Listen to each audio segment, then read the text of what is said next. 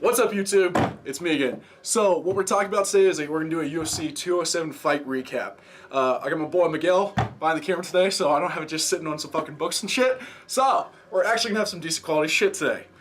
Alright, first thing let's talk about. We're not going to talk about the main event. I'm going to save that for later, because I think everybody's got a good opinion on that. Main thing I want to talk about right now is Johnny Hendricks and Neil Magny. For those of you that watch the fight, I'm not going to sit here and be one-sided and talk about Hendricks and why he think he should have won, because a lot of people see it as I'm biased, because for those of you that know, he's from my same hometown. I've had multiple interactions with him. I think he's an extremely great human being. That being said, he has not been doing the same since USADA showed up. And I'll admit that. He's missed weight 4 out of his last 5 fights, and he's not hitting as the same way he used to, and he's really not winning anymore. And the thing is, though, he won this fucking fight. I don't care who you are. If you know anything about MMA, you know that man won that fight last night. And I think 100% the reason why the judges went with Neil Magny is because the UFC wants to fire him. I think Hendricks can get his release papers in the next month or 2. You'll start seeing it. But I'm predicting now that he's going to get fired, because he took Magny down 5 times. Magny won the first round, I think, and then I think Hendricks won the second and third unanimously. And the fact that they scored it, I think it was 29-27 for Magny, is batshit fucking insane. When Hendricks had 5 takedowns, he dominated the top game, he dominated the striking. Neil just got him in that first round. And so I think when he 100% got robbed, and it's just because the UFC wants to fire him. There's no him moving up to 185. There's no any of that. I think the UFC's done with him. I think this is a hardcore statement from the judges. And yes, there are some politics fighting. Whether you want to admit it or not, there are. And I 100% think that the judges scored this so Hendricks would lose so they could cut him. Let's talk about the... Nah, let's not talk about Cruz yet. So, let's talk about TJ Dillashaw. God damn, that little motherfucker did fantastic. I mean, I'm literally 2 of him, but fuck, that kid's scary. He beat the shit out of John Lineker. It wasn't even funny. When all the judges scored at 30-26, they're basically saying Lineker didn't do shit. And TJ beat the fuck out of that kid. It was drastic. That was just 100% manhandling. And there was times when TJ was on top and just hitting him in the head with either elbows or a hammer fist, and Lineker just wasn't doing anything. He was just eating it. I don't know if he was trying to show off him being tough or if he was just a little out of it, but the dude was just eating that shit. Okay, now let's talk about Cruz Garbrandt. This is the only fight that I predicted that I got wrong. And what I said was I thought that it was going to be either Cruz by unanimous decision or it was going to be Garbrandt by knockout. So what happened is, for those of you that watched the fight, is Garbrandt beat the fuck out of Dominick Cruz and made him look like a goddamn amateur. And I gotta say, that kid's really fucking stupid. I think we can all admit he's really stupid. His high school education is very, very poor. And he admitted in his post-fight interview, yeah, I hardly graduated high school, and you know, I failed reading in the 3rd grade and shit, and he's very dumb. So all the people who are trying to say, oh, he's the next Conor McGregor, he's not. He's extremely entertaining inside the cage. When Dominic was swinging at him and he was pulling that Roy Jones Jr. shit, dodging him, and he just started breakdancing on him, that was fucking gold. He was screwing with Cruz the entire fight. He looked like a mixture of McGregor and Diaz in the way he was fucking with Cruz the whole fight. And it was excellent. That kid did fucking phenomenal. The only problem is, I would say he's going to be a superstar from here on out. I'd be very surprised if TJ Dillashaw didn't get the next title shot. With the story behind that TJ left Team Alpha Male with Dwayne Ludwig, and it doesn't make sense with how the UFC's been calling fights to promote drama and promote shit talking and all that stuff. That's the fight that makes sense to me. And that's a bad fight for Cody Garbrandt. TJ Dillashaw is a goddamn animal. I still think he beat Dominick Cruz in that last fight, but I mean, Jesus, that's just gonna be a hell of a fight.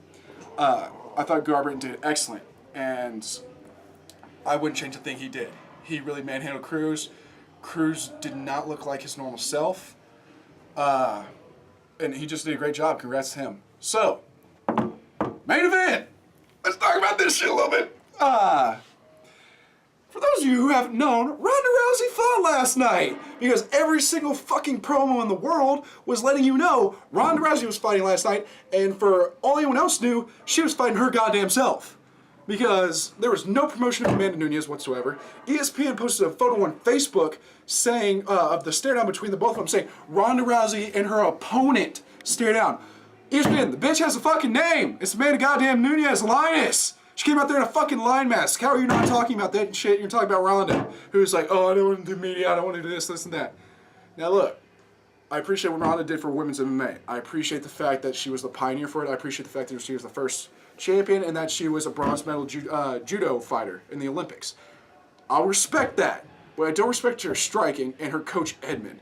Her striking is garbage. Everyone knows it's garbage.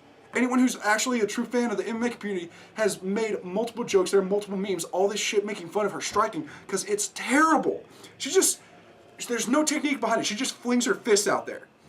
And they're showing in all these fucking promos, her like hitting the pads and shit. I'm like, what is she improving? How hard she's hitting the fucking pads? That doesn't make any goddamn sense because they're not working on any basics. And this is what I hate is that Ronda Rousey would be an unfucking beatable fighter if she was with a team like AKA, American Top Team, Greg Jackson's gym. If she was with one of them, holy shit, she would be incredible. But for some reason, she's been with Edmond this entire time, and her striking looks amateurish. And she got in there with Amanda Nunes, and Amanda Nunes manhandled her for 48 seconds. She beat the ever-loving piss out of Ronda Rousey. And it's even like I said in my breakdown, it wasn't even fucking funny. It was just brutal, looking like an amateur fighting the top caliber world champion. And at the end of the day, when it comes to striking, that's what it was. It was an amateur in striking fighting a top level world champion. And for all these people saying, oh, she should have taken it to the ground, she should have been more successful. Amanda Nunes is a Brazilian Jiu-Jitsu black belt. What the fuck are you talking about? Ronda's only thing she's ever done well is judo. Go figure, she's done her entire life. But we've seen in multiple cases, judo does not transition well to MMA. She's the only one that's transitioned well at all. Just a little bit. And what she did, and people keep talking about her ground game, she would torque bitches, land on their ribs, daze them, and knock the wind out of them. That's why she was so good at getting those submissions. Like, all she ever knew was a fucking armbar. That's all she ever did. Who knows if she even knows any other submission moves? So one thing I want to bring up, and that I thought immediately after the fight, I was sitting next to my girlfriend, and she looked at me, she goes, what do you think? And I said, Ronda Rousey needs to be on suicide watch for the next 2 months. And I'm not even kidding. You agree with me, Miguel? I mean, think about like what she said. Think about what she had said last time at the Holly Holmes fight, that she was about to kill herself, that she was going to do all this and this and that, and then she comes back for 411 days. She's been gone. She sits there. She doesn't do any media. She does all this weird shit, and then she gets murks again in 43 seconds. Because here's the reason why I think she needs to do suicide watch, and this is for everybody. Her life is over, and I'm not exaggerating when I say this. You may think I am, but I'm not. Think about it. The reason she was getting movie roles is because everyone thought she was the baddest bitch in the world. Okay, she's been knocked out, head kicked to fucking Mars, and then she just got TKO'd by Amanda. There's not going to be any more modeling gigs. There's not going to be any more movies. There's not going to be any more best-selling books. They're not making a movie about her life anymore. Her life is fucking over. And she's probably not going to fight ever again because she's never going to be a main event. She'd have to work her way back up, and Ronda Rousey does not want to be a middle-of-the-pack fighter.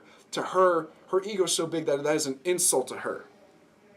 So I honestly think Travis Brown needs to take her home, and they need to keep her ass on suicide watch for the next 2 months. You see what I'm saying? Well, give her some macaroni, bro. Do I? Give her some macaroni. To be honest, though, I mean... Yeah, I mean... If I was a top fighter already, you know, and I ended up losing 2 fights... Well, think about it. She like vanished for 6 fucking months, and then she came back and she was talking about fighting possibly again, and then she did all that weird shit with the media, didn't talk, and then she gets murked like that. Like, all I'm saying is, I think it's gonna be really hard, you know, for her. But you know, a lot of people have fallen back down there, bro, and they've gotten back up. So if she's, but it's different because think about the way. I don't know if you watched the post-fight press conference. Look at the way that Dominick Cruz did it. Dominick Cruz got up there. He put on some fucking sunglasses because he didn't want to show off his fucked up eyes. But he stood right in front of the media and he said everything he needed to say. He said congratulations to Cody Garbrandt, and he answered every single one of their questions. He didn't sit there. He didn't go mope. He didn't go cry. He was like, I'm a man. I'm a fighter. I've been undefeated for 10 years. I'm humble in victory. I'm humble in defeat. I'm going to take my loss like a fucking man, and I'm going to come back. And I think my favorite quote he said was, for the longest time, it was me that people were chasing because I was champion. He goes, but now I get to be the chaser. And he seemed kind of excited about that. And Rousey doesn't have that mindset that Cruz has. I get it. I mean, it depends on the person, too. So. Yeah, exactly. Well, that's just the type of person she is. And her mom put out a really good statement talking about she's so obsessed with winning and yada yada, and like her mindset and that. And that's a good and a bad thing in that she was like, winning's her life. That's not a good thing if winning's your life. Look at what happened with Conor McGregor. He was I hate McGregor nugget huggers. I fucking hate it. He's not God. He's not. BJ Penn was a 2-time world champion. Randy Couture was too. He's not God. So, at the end of the day, though, this is my favorite thing that he did. He got choked the fuck out by Nate Diaz. The internet tore him apart just like they did Ronda. People were mocking his skills just like they did Ronda. But what did he do? He came back and said, you know what? I'm not taking this fucking loss. I'm gonna fight that motherfucker in 3 months at the same goddamn weight he beat me at. We fought at 170. I'm gonna fight him at 170. I don't give a fuck. I'm gonna come back and I'm gonna fucking beat him because I'm the goddamn man. I'm not gonna accept a loss. I'm gonna come back and beat his ass. He didn't go on a hiding for 6 fucking months. He Irished the fuck up and got out there and fought Nate Diaz again. That being said, I think he lost. Well, it was a draw, but you know, it's just UFC. And, so here's the thing, is that they made the women's 145 championship, and the fact that they didn't give it to Chris Cyborg immediately was weird. And then I realized why, because they had Holly Holm fighting Jermaine. I don't know what the hell that girl's name is. Randime, Jermaine, something like that. And I was like, oh, fuck. Because this is what I figured was Dana White's mindset. He was like, we're going to come back and we're going to have Ronda win the title at 135. And then we're going to have Holly win the title. We'll give her an easy fight and have her win at 145. And then we'll make that super fight and have Ronda be another 2-time world champion. And another one of my babies is going to be the superstar badass, just like Conor is, and all this shit.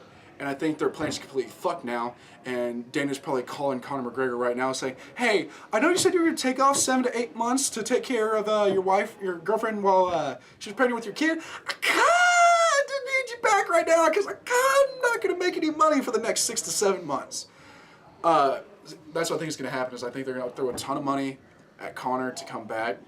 After this fight, let's talk matchups. I think Dillashaw's fighting Cody Garbrandt. He'll probably fight him at UFC 211, 212. Amanda Nunes is next option. I don't know. I haven't really seen any dominant contenders right now. To me, the fight I want to see is I would love to see her fight Kat Zingano. Kat Zingano has been one of my favorite MMA fighters for a long time. She's a Muay Thai bad fucking ass. And I think that would be really good. Well, not good matchup for Amanda. That's why it would put her on their toes. And that's something that I think would be really good for her to see her struggle just a little bit. I think Johnny Hendricks is going to get cut. Neil Magny. He was number 8. Hendricks is number 6. He's probably going to move up to number 6 or number 7 in the welterweight rankings. And he'll probably fight... I don't know. I think... I know it actually would be a really good fight because of the height size and the size difference is actually really close. I think Cowboy Cerrone is going to go fight in Denver this next month against Masvidal, and then I think after that they're going to have him fight Magny. Cerrone's ranked number 5 in the welterweight rankings. Magny will probably be ranked number 6, and then that'll set Cowboy up probably for a title shot this next year, which that would be crazy.